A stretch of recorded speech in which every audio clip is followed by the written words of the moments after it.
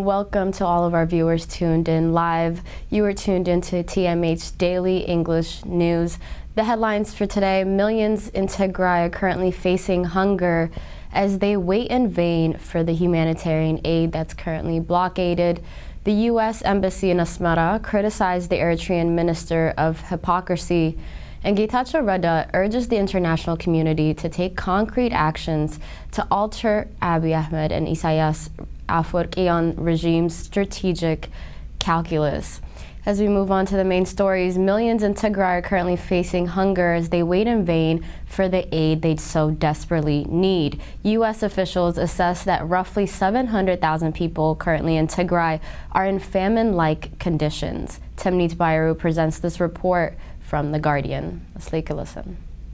Since her brother joined the Tigray Armed Forces, Marta Arrafaina's family has received one 50-kilogram bag of wheat. Each household is expected to contribute a man or woman to the war effort, thus losing a breadwinner. But no other rations have reached her family. Before the war, Arrafaina, 27, used to buy clothes from Dubai and Addis Ababa, the capital of Ethiopia, to sell in her hometown of Shira in northwest Tigray. Now she sells peanuts on the streets and depends on the kindness of neighbors to survive. When they invite me for a meal, I feel ashamed, she says. Millions of Tigrayans like her are going hungry. Last year's harvest was marginally better than feared, and coping mechanisms such as selling off livestock, begging, or cutting household spending on health or education may have temporarily staved off the worst scenario predicted by the UN. But last Wednesday, Tedros Adhanom, the head of the World Health Organization, said there was nowhere on earth where the health of millions of people was more under threat than in Tigray. U.S. officials estimate about 80% of Tigray's population is still food insecure, up from 15% before the war broke out in November 2020. Malnutrition rates have risen to 13% for children under 5 and more than 60% for pregnant and lactating women. Local people say food prices have doubled and in some cases have risen by 400%. We still assess that roughly 700,000 people in Tigray are in famine-like conditions. Since July, Tigray's population of about 5.5 million has been under what the UN has described as a de facto blockade imposed by the Prime Minister Abiy Ahmed. 8 months since the occupying Ethiopian army withdrew from Tigray, less than 10% of the food aid needed has made it to Mekelle, and not one aid truck has arrived to Tigray since mid-December. Communication and banking services have been shut down. Mekelle's Aida Referral Hospital is at the center of the humanitarian crisis. Until last month, barely any medication or hospital supplies had been allowed into Tigray, and the 500-bed hospital is still not receiving its monthly budget.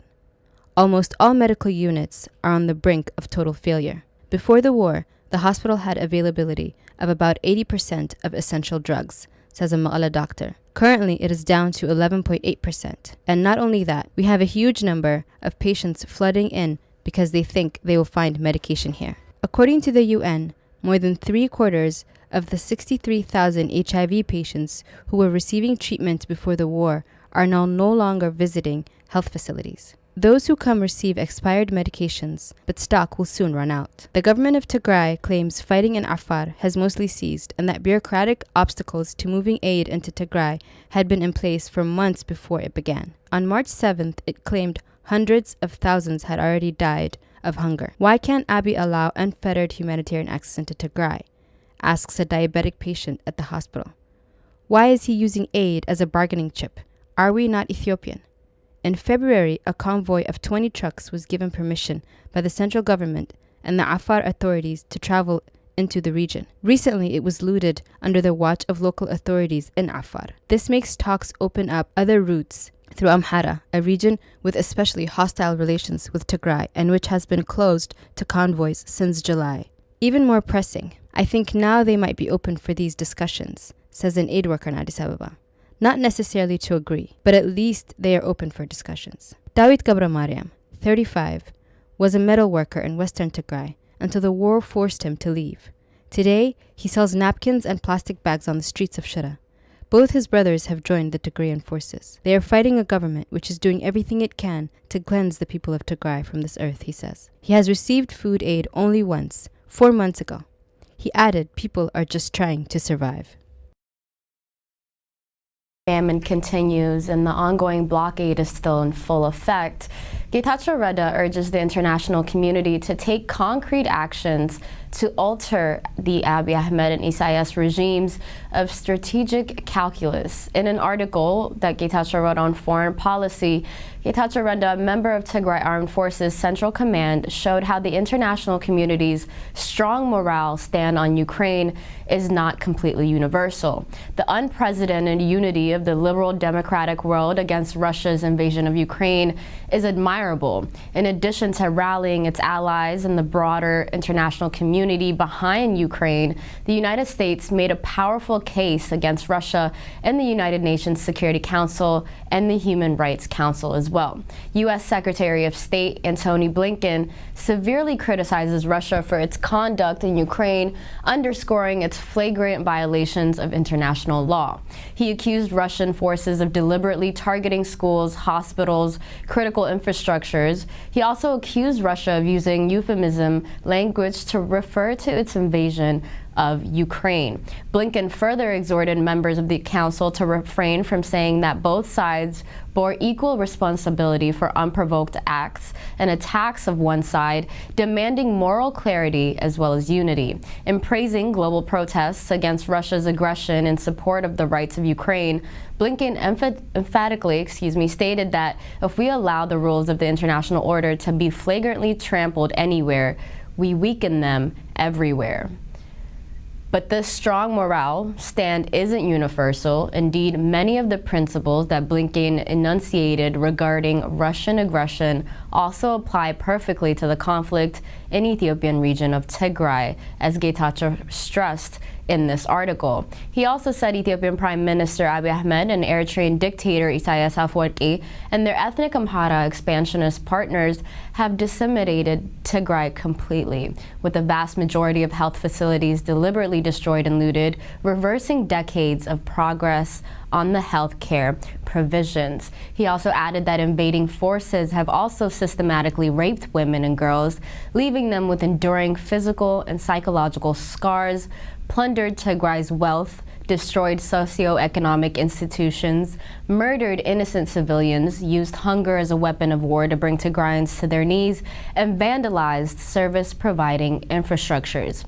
Despite having copious amounts of evidence showing Abiy Ahmed's and Isaias Afwerki's premeditated aggression and subsequent destruction of Tigray, the international community's routine rhetoric has devolved into attempts to appropriate blame for the war on Tigray, and not on the basis of discernible facts, but just on the genesis and the conduct of the conflict, but on the need to appear even-handed.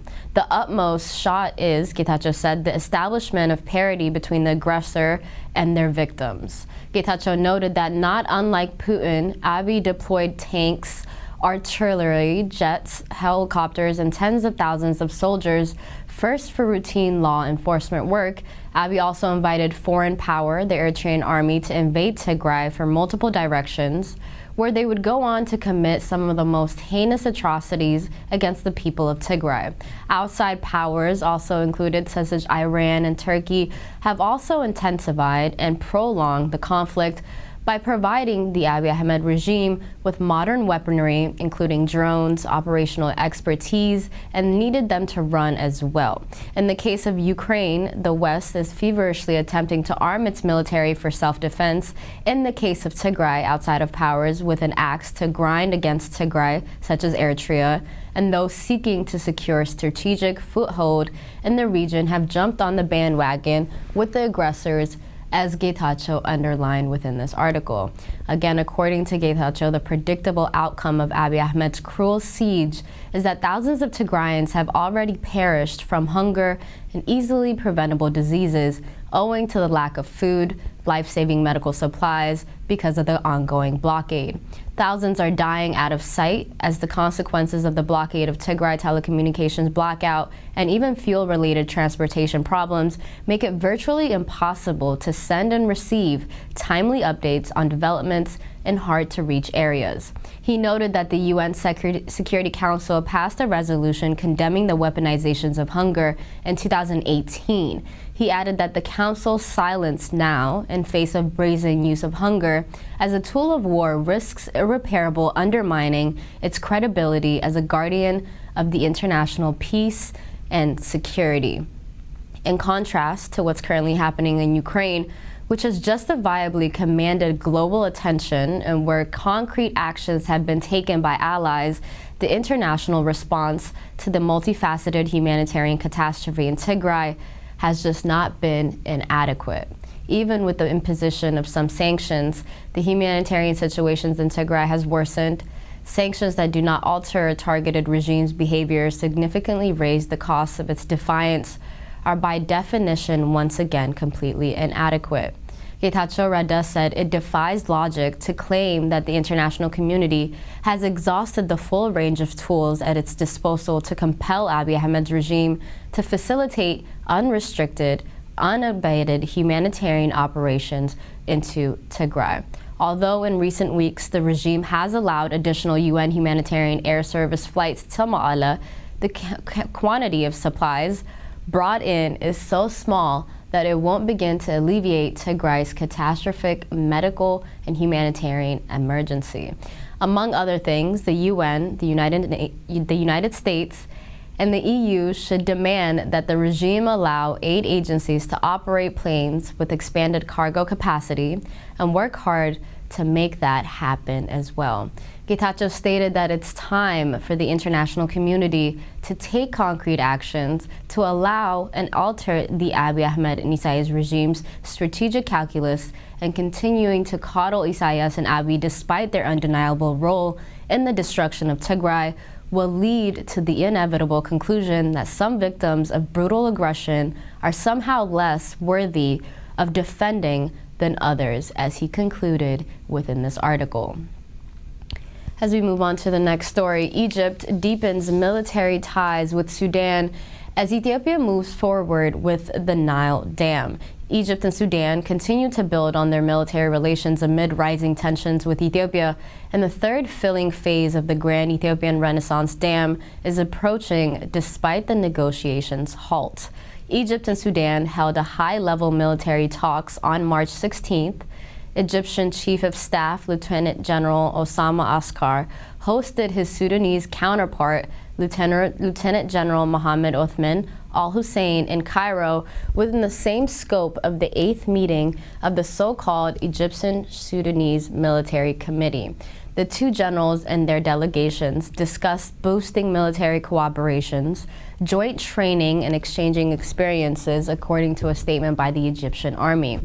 The visit comes as Ethiopia began draining the middle passage of the Grand Ethiopian Renaissance Dam, according to recent satellite images, in a move asserting Addis Abeba's intention to execute ramping works in the dam body in the lead up to the third filling process. The dam's reservoir is filled during the rainy season from June all the way to September. The annual storage level depends on the height of the middle passage of the dam. The two armies had conducted joint military ground and air exercises in the month of May in 2021, dubbed Homat El Nile, also known as Guardians of Nile. These exercises followed other joint air exercises called Nile Eagles that took place in November 2020 and April 2021. David Shin, former U.S. ambassador to Ethiopia, told Al Monitor that the military talks held in Cairo involving Sudan and Egypt cover a variety of issues, including relations with Ethiopia. He said the goal of these talks, to give the impression, is that Egypt and Sudan intended to put more pressure on the government in Addis Ababa. The military cooperations between Egypt and Sudan stirred the ire of Ethiopia, which seems then as indirect warning messages of the GERD crisis. Further complicating the current scene, Ethiopia announced on the 20th of February that the Grand Ethiopian Renaissance Dam partial operation through limited electricity generation for the first time is in a move condemned by the two downstream countries. Despite the GERD crisis recently wanting international momentum amid the West's preoccupation with Russian and Ukrainian war, the conflict is likely to resurface to the international spotlight with the kickoff of this third filling phase if this step is completely unilaterally by Ethiopia alone. Ethiopia is currently arresting ex-members of Tigray's interim government. Ethiopian authorities have detained several members of their government's last administration in the conflict-ravaged region. Daniel Bakala, Chief Commissioner of the Ethiopian Human Rights Commission, did not name the officials and has declined to comment on the reason for their arrests. We know about the arrest of at least 8, he told the Reuters, adding that some of the prisoners had been sent to Tigray's neighboring region of Afar. The spokesman for Ethiopian Justice Minister Gideon Timotheos, Federal Police spokesman Jalen Abdi, and Afar Regional spokesman Ahmed Koloita did not immediately respond to requests for comment. Many of these arrests were working on behalf of the government, and they included one member of the ruling party, said a lawyer working with the detainees and a source close to the detainees, both asking not to be named for fear of reprisal. But the Tigrayan army forced the Ethiopian forces out of Tigray at the end of June 2021, and the fighting has now mostly ground to a stalemate. The lawyer and the sources said 12 Tigrayan officials, an activist, and another man were arrested in the series of raids on the 7th and 8th of March. They have not yet been charged of any, and reasons for the arrest are unclear. The lawyers have concluded that the detained who served under Ethiopia's federal government include Avera Negus, the former head of Tigray's Justice Bureau, the lawyer and the sources said. The others include a member of Abiy's ruling Prosperity Party, an administrator for one of Tigray's 6 zones, and deputy director of the regional state media. The United Nations has said at least 15,000 Tigrayan civilians were arrested or imprisoned across Ethiopia under the state of emergency that was declared in November of last year and then lifted just last month. The U.S. Embassy in Asmara criticized the Eritrean Ministry of Hypocrisy. The embassy issued a statement regarding a tweet by Yamana Gabrameskel, Eritrea's Minister of Information, in which he criticized the U.S. electoral system. Yamana Gabrameskel's comments was based on an allegation by the Amhara elite diaspora group that claimed Congressman Bradman Sherman took $50,000 in bribes from TPLF proxies to sanction Ethiopia and Eritrea. The statement by the U.S. Embassy in Asmara indicated that the U.S. Constitution gives American citizens the right to choose their government in the national elections and to express their political oppositions, including their financial contributions to candidates who they view that they support and are valid. The embassy noted that there have never been a national election in Eritrea. As the G15, too many other Eritreans can attest, citizens who express dissent are labeled traitors and then thrown into jail, as the embassy stressed. The embassy welcomes Minister Yamana's views on the American electoral system, including his concerns about the campaign financing, which many Americans share, and which is a matter of ongoing debate in the United States. The statement said American democracy is a work in progress. It added that the real profound issue, however, is the fact that the Eritrean Constitution that was ratified and promulgated in 1997 has not been implemented. The United States urges the Eritrean government to live up to its international agreements with its commitments to its own citizens by implementing the 1997 Constitution, allowing elections that would enable Eritreans to choose their government, and permitting all Eritrean citizens to freely express their views, even if they disagree with the particular government policies. That concludes our news for today. Thank you so much for tuning in. I hope you guys have a good night. Bye-bye.